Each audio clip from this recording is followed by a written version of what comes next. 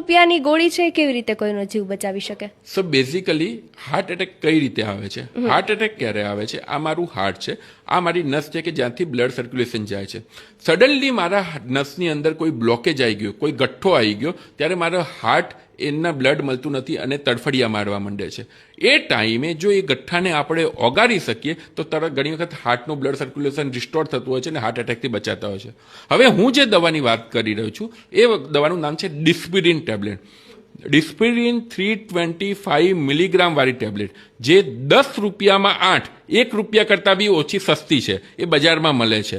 એ લઈને તમારા કોઈ રિલેટિવના, તમારા કોઈ સગા સંબંધીમાં, તમારા મમ્મી પપ્પાના કોઈ પોકેટમાં રાખી મૂકશો અને જ્યારે બી કોઈ આવી ઇવેન્ટ થાય ત્યારે એને ઓગાળીને કે ચાવીને જો આપવામાં આવશે તો સ્ટડીઝ એમ કહે છે કે 30% લોકોના પેશન્ટની જાન બચી શકે છે. હવે આ ઇન્ફોર્મેશન કોઈને ખબર જ નથી, એ ટાઈમે બીજું 1000 અખતરા કરશે પણ આ વસ્તુ નહીં લે, એના લીધે લોકોની જાન જતી હોય છે. એટલે તમે બી આ વસ્તુ ધ્યાનમાં રાખજો અને આજે જ જઈને અમલમાં મૂકજો.